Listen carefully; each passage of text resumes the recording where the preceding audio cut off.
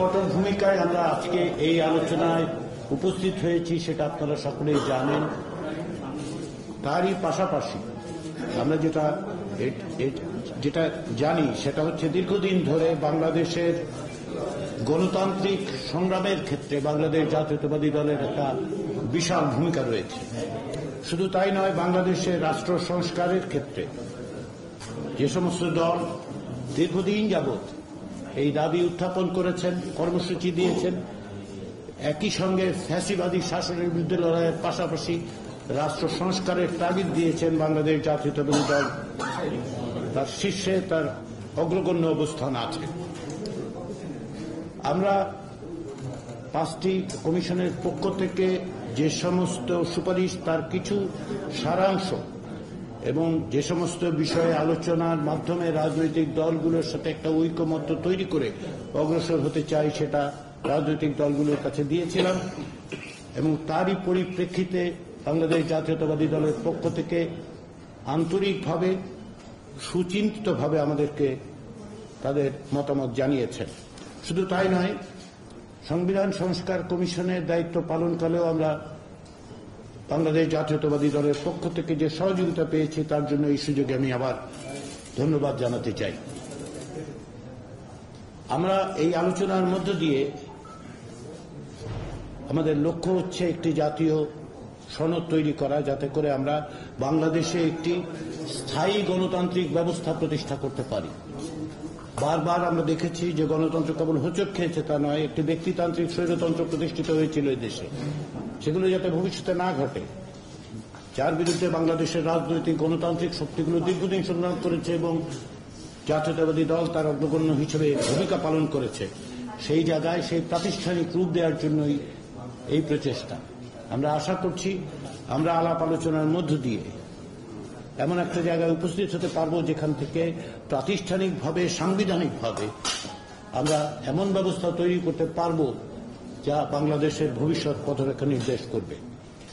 ইতিমধ্যেই বিভিন্ন বিষয়ে জাতীয়তাবাদী দলের পক্ষ থেকে মতামতগুলোর ক্ষেত্রে ঐকমত্য সুস্পষ্ট, কিছু বিষয়ে ভিন্ন মত আছে, সেগুলো আমরা আলোচনা করব এবং আমরা আশা করি আমরা এক জায়গায় আসতে পারব।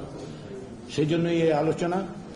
আমি বারবার যেটা বলি, আবারও বলি, আপনাদের যারা গণমাধ্যমে তারা জানেন, আমি বারবার বলি যে টেবিলের দুই ধারে বসলেও আমরা আসলে দুই পক্ষ নই। আমরা একত্রে সকলে মিলে জাতির যে আকাঙ্ক্ষা, যে একটি ঐকমত্য তৈরি করা, একটি দীর্ঘমেয়াদী স্থায়ী ভিত্তি দেয়া গণতন্ত্রকে, তার জন্য আমরা সকলে কাজ করছি। লড়াই সংগ্রাম বিভিন্নভাবে আমরা যুক্ত থেকেছি। সেই জায়গায় বিএনপি যে ভূমিকা পালন করেছে, সেই ভূমিকা তাদেরকে নিঃসন্দেহে এমন অবস্থানে দিয়েছে যে বাংলাদেশের মানুষ জানেন যে তারা কি ভূমিকা পালন করেছেন, কিভাবে তারা গণতন্ত্রের সংগ্রামের জন্য অত্যাচারিত হয়েছেন, নিপীড়িত হয়েছেন, প্রতিরোধ রচনা করেছেন। তারই ধারাবাহিকতায় আজকের এই আলোচনা। আবারও আমি জাতীয় ঐকমত্য কমিশনের পক্ষ থেকে এবং জাতীয় ঐকমত্য কমিশনের প্রধানের পক্ষ থেকে আপনাদের সকলকে আন্তরিক ধন্যবাদ জানাই।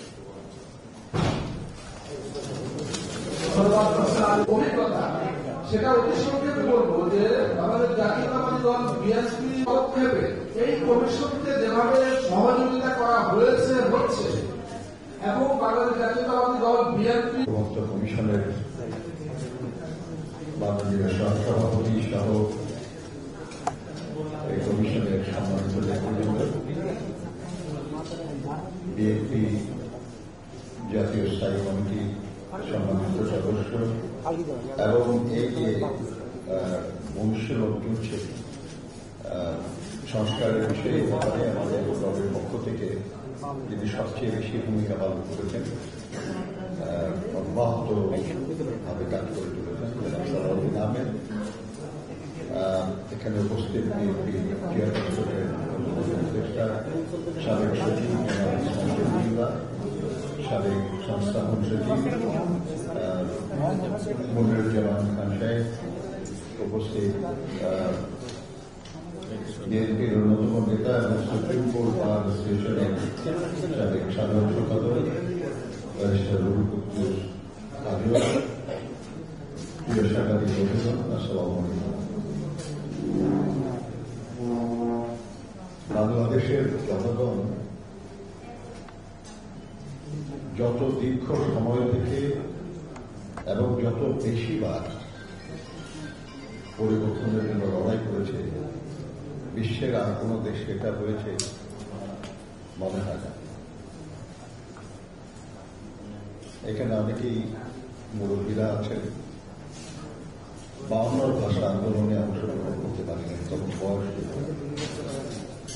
কিন্তু 62 ছাত্র আন্দোলন, 69 গণঅভ্যুত্থান, 71 মহান মুক্তিযুদ্ধ, 90 ছাত্র গণঅভ্যুত্থান, গত 16 বছরের অব্যাহত লড়াই এবং শেষ পর্যন্ত জুলাই আগস্টে ছাত্র শ্রমিক গণঅভ্যুত্থান, এর প্রত্যেকটাতে অংশগ্রহণ করার সৌভাগ্য পেয়েছে।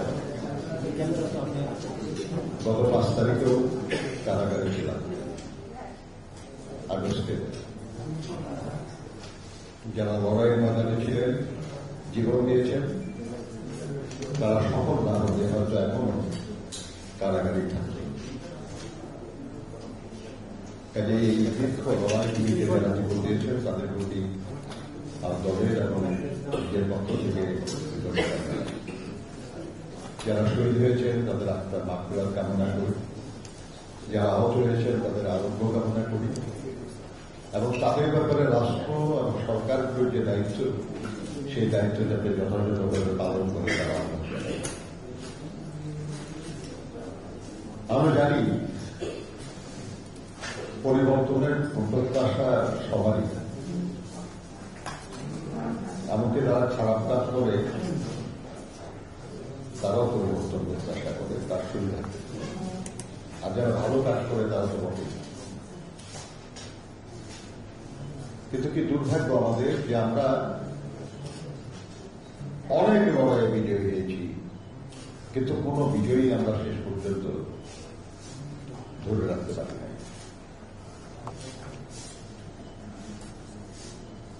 69 গণঅভ্যুত্থানের মাধ্যমে একটা বিরাট পরিবর্তন সংঘটিত হয়েছিল। 70 নির্বাচনে পাকিস্তানিদের সমস্ত স্বপ্ন, সমস্ত হিসাব মিথ্যা প্রমাণিত করে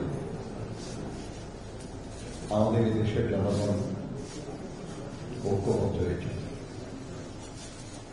কিন্তু তাদের আকাঙ্ক্ষা পূরণ হয় নাই। শেষ পর্যন্ত আমাদেরকে মুক্তিযুদ্ধ করতে হয়েছে।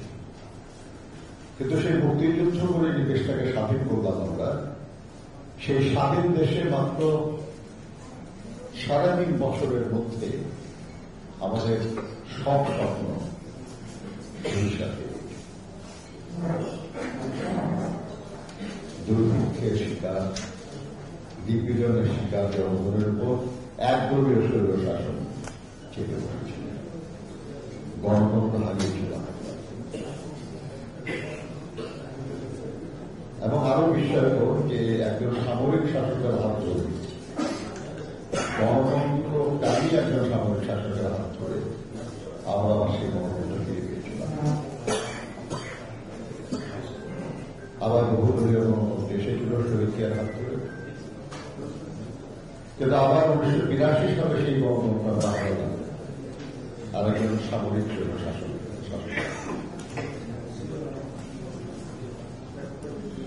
আবার দীর্ঘ 9 বছর অব্যাহত লড়াই করে দেশের বেগম খালেদা জিয়ার নেতৃত্বে আমরা আবার গণতন্ত্র পুনরুদ্ধার।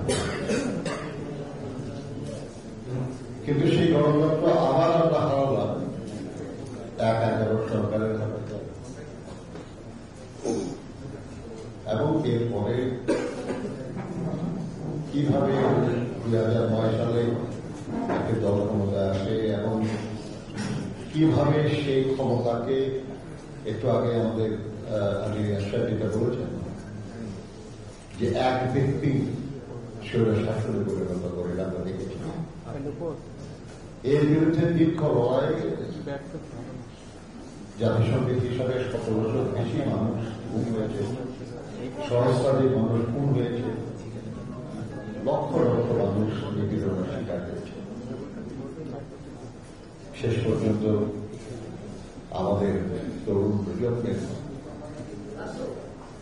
খুবই সাহসী ভূমিকা এবং সমগ্র জনগণের সমর্থনে জুলাই আগস্টে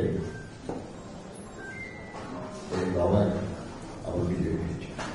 আমাদের সামনে আরেকবার একটা সুযোগ সৃষ্টি হয়েছে, আমরা সুযোগটা কাজে লাগাচ্ছি। আমরা এই কমিশনকে সহযোগিতা করছি, এই সরকারকে সহযোগিতা করছি, সেই প্রত্যাশা নেই। তার আর কতবার আমরা লড়াই করব, বিজয়ী হব এবং আমাদের সে লড়াইয়ের ফসলকে কেড়ে নেওয়া হবে। মানুষ প্রাথমিক বিদ্যালয় থেকে পাশ করে হাই স্কুলে যায়, হাই স্কুল থেকে পাশ করে কলেজে যায়, কলেজ থেকে পাশ করে বিশ্ববিদ্যালয়ে যায়। আর এই বাংলাদেশের মানুষকে বারবার কলেজ থেকে হাই স্কুলে, হাই স্কুল থেকে প্রাথমিক বিদ্যালয়ে পাঠানো হয়েছে। এই অবস্থা থেকে আমরা মুক্তি চাই।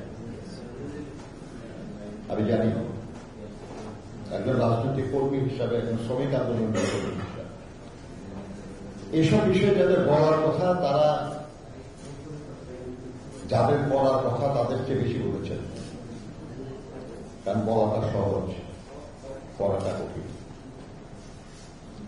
আমরা স্বীকার করি যে আমাদের যাদের পড়ার দায়িত্ব ছিল, আমরা যা যা বলা হয়েছে তার সপ্তাহ হয়তো করতে পারি, কিন্তু এই কঠিন কাজটা করার আগ্রহের অভাব ছিল, এটা আমি মানব না। চেষ্টা ছিল, পরিস্থিতি এবং সহযোগিতার অভাব, এটাও একটা কারণ। আজকে অসংখ্য মিডিয়া, প্রিন্ট এবং ইলেকট্রনিক, সবসময় এমন ছিল না, এবং থাকলেও তারা তাদের যে ভূমিকা সেটা কতখানি পালন করতে পেরেছেন বা করেছেন, এটা তারাও ভালো বলতে পারে।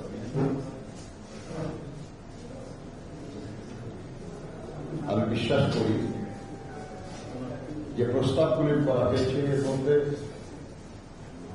সদিচ্ছা নিয়ে এই সব প্রস্তাব করা হয়েছে।